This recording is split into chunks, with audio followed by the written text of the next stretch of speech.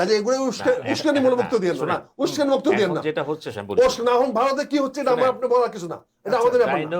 No no, আপনার ডাইনে গেলে বায়া গেলে বিপদ। প্রশ্ন হচ্ছে আপনার ব্যক্তিগত বক্তব্যে, আপনার বক্তব্যে আমার হাজার হাজার লক্ষ লক্ষ বাঙালিকে আপনি বিপদ ফেলে দিচ্ছেন। Please don't do it, please don't do it. আমি কিন্তু উত্তরাতে কথা বলিনি। বাংলাদেশটাকে অবশ্যই মিনিমাম 3টা বা 4টা প্রদেশে ভাগ করতে হবে, এটা আজকে সময়ের দাবি। আমাদের মূল কথা একটাই, যে আমাদের সামনে একটা সংকট আছে, বিশেষ করে ভারতের কাছ থেকে। তার যে আপনার আসাম বলেন, ত্রিপুরা বলেন, পশ্চিমবাংলা বলেন, এবং যেহেতু বিজেপি গভর্নমেন্ট, এবং এই বিজেপি গভর্নমেন্টের সাথে ইন্ধন যোগাচ্ছে সেন্ট্রাল গভর্নমেন্ট, আদারওয়াইজ মুখে যাই বলুক বাস্তবিক হচ্ছে। এখন আমাদের পদক্ষেপ যেটা হবে, অনতিবিলম্বে সংসদের ভিতরে আলাপ আলোচনা করে একটা সর্বদলীয় কনসেনসাস ফরেন পলিসি তৈরি করতে হবে, এবং সব দলকে এক ভাষায় কথা বলতে হবে জাতীয় স্বার্থে। এই জাতীয় স্বার্থটা যে কি এখনো জিজ্ঞেস করেন, জামাত একটা বলবে, বিএনপি একটা বলবে, এনসিপি একটা বলবে, খুচরা পার্টি তার একটা বলবেই।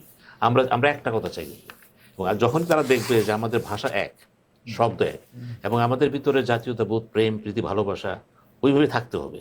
পাশাপাশি রাজনীতিবিদদের জন্য শিক্ষা হলেই যা ঘটতেছে বর্তমানে, এই সরকারের যেগুলি পজিটিভ নেগেটিভ আছেই, সবাই জানে নেগেটিভ কী হইতেছে, এগুলো কিন্তু এত মন্ত্রিসভার দরকার নেই। একটা মন্ত্রণালয়ে মন্ত্রী আছে, প্রতিমন্ত্রী আছে, আবার একটা অ্যাডভাইজার আছে। আবার দেখা গেছে এক সময়ে একটা প্রতিমন্ত্রীকে 3টা মন্ত্রণালয় দিয়ে রাখছে।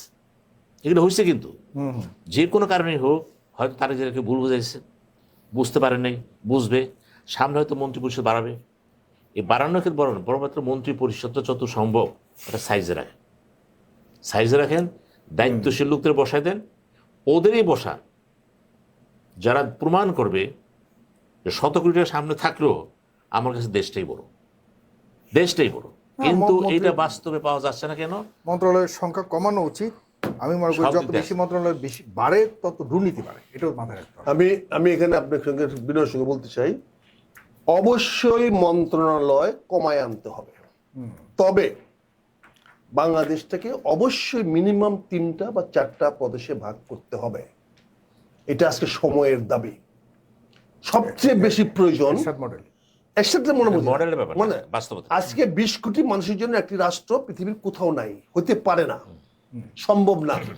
20 কোটি মানুষকে চালা, আমরা মন্ত্রণালয় বলব না, 20 কোটি মানুষের জন্য এই দেশের এক ধরনের, এক এলাকার মানুষের এক ধরনের মানসিকতা, এক ধরনের মনোবৃত্তি, এক ধরনের চিন্তা চেতনা, এক ধরনের জ্ঞান বিজ্ঞানের লেভেল। নর্থ বেঙ্গলের মানুষ তার ডিমান্ড আর নোয়াখালীর ডিমান্ড কিন্তু এক না। নর্থ বেঙ্গলের লোক পাবেন না নোয়াখালীতে গিয়া ইমামতি করতেছে, কিন্তু নর্থ বেঙ্গল এমন কোন মাদ্রাসা মসজিদ পাবেন না যেখানে কুমিল্লা নোয়াখালীর লোক গিয়া করতেছে না। আপনি আটকা দিবেন তাদেরকে, না করে দিবেন। সো অনতি বিলম্বে আমি মনে করি আমাদের সুপার একসঙ্গে পার্ট না, সারা বাংলাদেশকে, পুরো বাংলাদেশ, মধ্য বাংলাদেশ, উত্তর বাংলাদেশ, দক্ষিণ বাংলাদেশ, এত ছোট একটা দেশকে প্রদেশে ভাগ, আর ভাই 5 কোটি লোকদের রাষ্ট্র করেন না ভাই, শুধু কি আমরা 7 কোটি কেন? কয় লক্ষ মানুষের রাষ্ট্র আছে না, কয়েক লক্ষ না, কাজে আপনি রাষ্ট্রটাকে 5 কোটি 4 থেকে 5 কোটি লোকদের রাষ্ট্র করেন, ভৌগোলিক সীমা যত ক্ষুদ্র হোক থাকুক, এটা করেন, ডিসেন্ট্রালাইজ করেন, মানুষকে ক্ষমতা নিয়ে যান। বুঝতে পারছেন না? আমার ভাই আমার যে কোনো জায়গায় 4 ঘন্টার বেশি লাগে না। আমি বলছি আমার ভাই হাবিব ভাই যত বড় নেতা হোক, নেতা হলে পাবনায় আছে,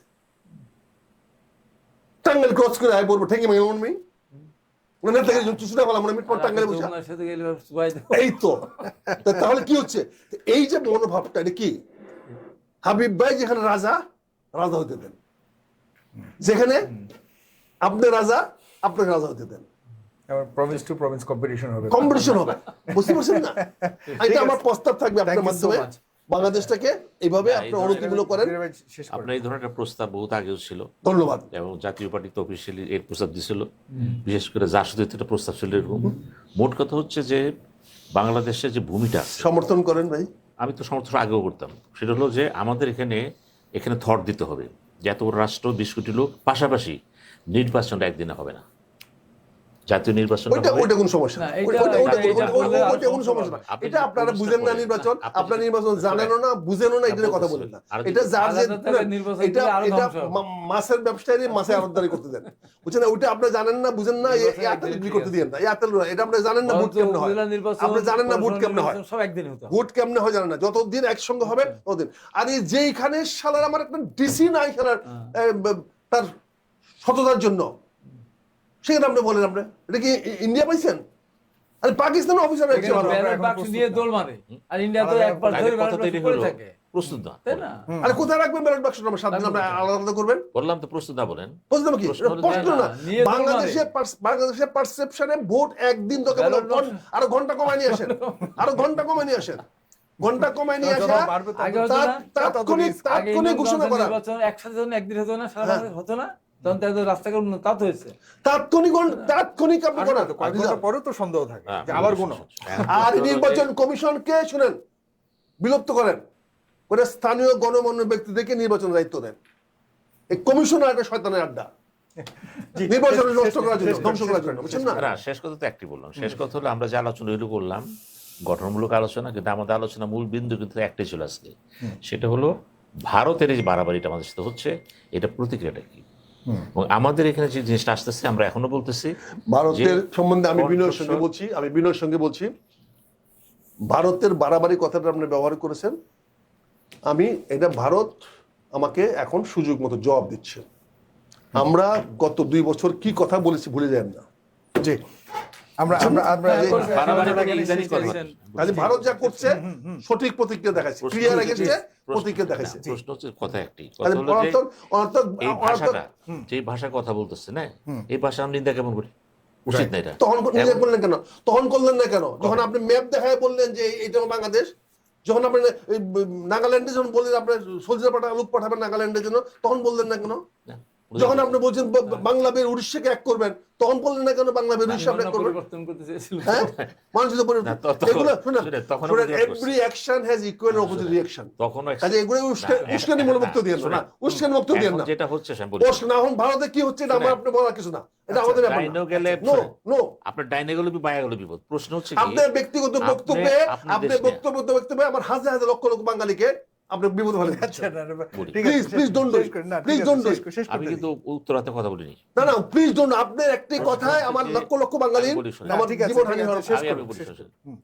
আমার কথা হলো যে ভারত বলতে বলছেন আশেপাশে দেশ, এরা যেটা করতেছে এটার প্রতিবাদ হওয়া উচিত আমাদের প্রোটোকল অনুযায়ী। বলছি আমি গভর্নমেন্টের কথা বলতেছি।